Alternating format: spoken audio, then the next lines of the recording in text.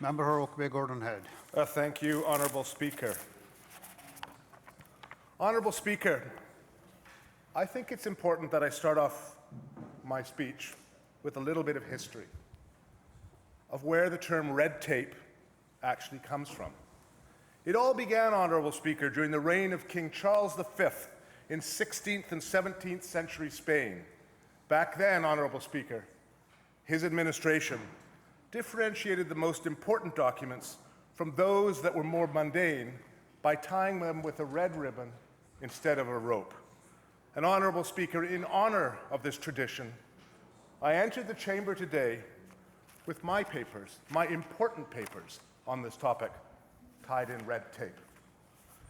More recently, Honourable Speaker, the term red tape is used to describe unnecessary bureaucratic regulatory roadblocks. Let's be clear, Honourable Speaker. Let's be very clear. This bill has nothing to do with red tape. This bill is yet another example of a narcissistic government trying to take credit for the things that were done by the previous administration. This government is out of ideas, Honourable Speaker. This government calls an emergency session in July to discuss the project development agreement for its LNG pipe dream, continually chasing that pot of gold at the end of the rainbow that keeps never being found. How many hundreds of thousands of dollars, taxpayers' dollars, were used to bring back the session to debate a bill that we should be debating now, Honourable Speaker? But instead, what are we doing? We're debating the absurd. We're debating a bill that should have been done through proclamation to name a date, the red tape reduction date. Now, Honourable Speaker, I've put a motion on an order paper, and you will see that all in your order papers tomorrow. I take exception with the date proposed. And my motion that I'll bring and give notice now that I will be calling a division on is to move the date to April the 1st. Honourable Speaker, there's a very real reason why that date will be April the 1st. Honourable Speaker, this is a government that is void of ideas. This is a government that has no vision.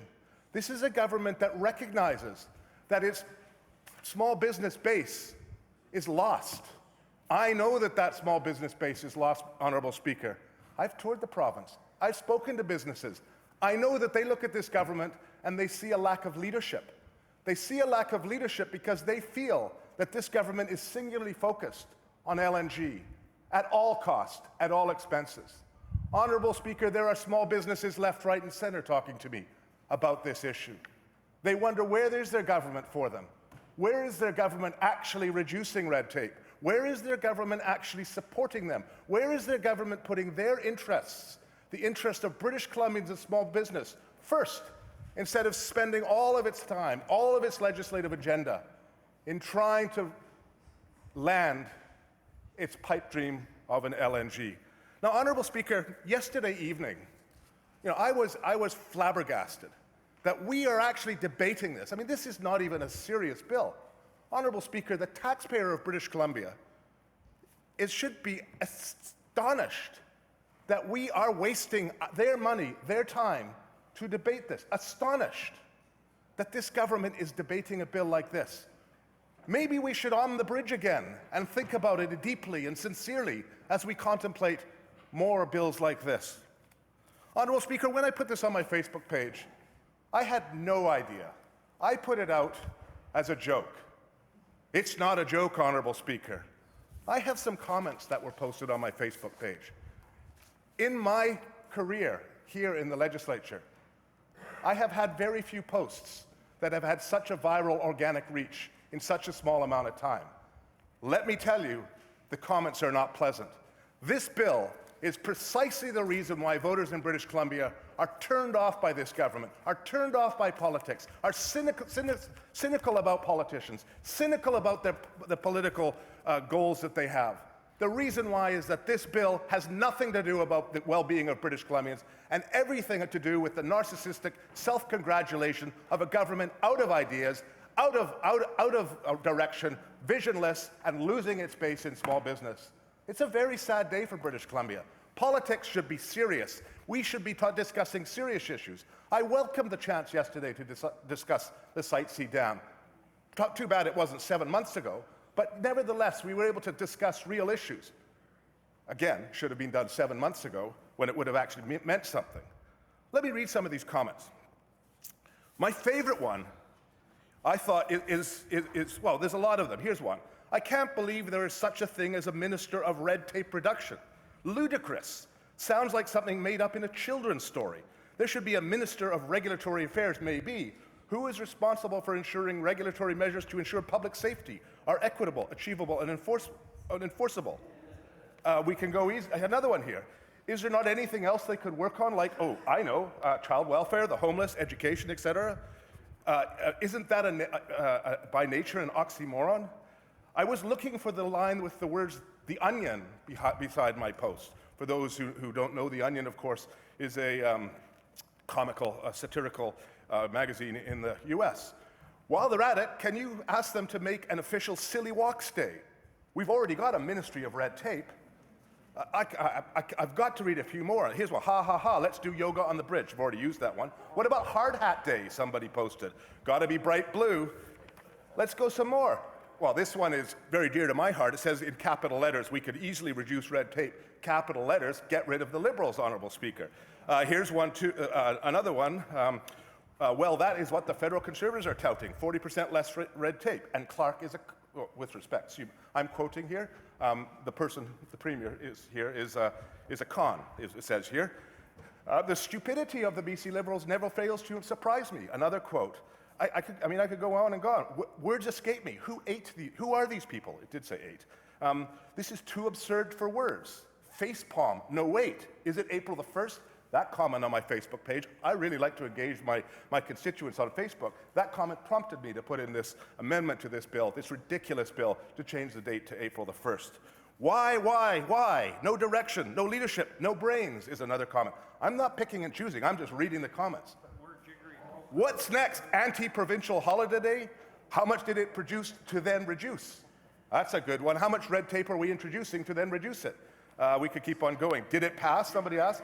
Baffling, staggering, stupefying. Fine. I solemnly swear never to vote for those responsible ever again. Give me a break. With PCTIA taking over the language sector, the BC government has shown they have no concept of red tape and the harm it does to businesses. Businesses that support BC residents and the BC economy in general. These are not my friends and relatives. These are random people commenting on this. Here, can we start with the BC Liberals? Another comment about reducing red tape. Comment, no comment. Oh, seriously? It's not even April the 1st. What a waste of time. Here we have another one. And this one is truly my favorite. This one makes me happier than all of the others combined. I will not say this person's name, but he said the following. This is somebody who never voted in his life before because he thinks all politicians are corrupt. He thinks that politics is a waste of time. He's lost hope in politics. He thinks the government is corrupt. With respect, he doesn't believe in support of the opposition either. And he said this, Mr. Weaver, Mr. MLA from Oak Bay, Gordon Head, I have been thinking long and hard what you told me when I commented on not voting. You made some very valid points, and I have decided to vote. I wish to thank you, and I wish you good luck in the next election. It is precisely this type of bill brought to us today that is encouraging these non-voters to regain their democracy. I keep going. The only thing missing was Mayor Quimby in his sash. On that point, I have to agree with you. A bill is not needed to reduce red tape. That requires a minister who knows how to accomplish that within his or her department. Seriously? Are we being pranked? Stranger than a Monty Python skit. What a waste of time, and the paper it is written on. I keep going on. This is the kind of waste of time we have to shed. We have a lot of serious issues that need our senior levels of government. The Premier leaves me speechless.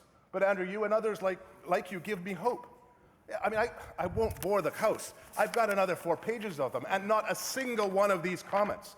And I, Honourable Speaker, come from a riding that was for 17 years the home of a Liberal cabinet minister, a riding that was the only Conservative riding in the province of British Columbia when Dr. Scott Wallace sat in this legislature here. This is what my constituents are saying. My constituents who this government would honestly believe form their base. Well, let me tell you, they don't have a base anymore, Honourable Speaker, because this government has lost touch with its base. It's lost touch with the people of British Columbia. It's lost touch with small business. And this is a desperate attempt for them to try to regain some control of their base. Sadly, it won't work. It isn't going to work. And sadly, well, happily for us, in only 2 years, this government will be replaced. Thank you very much.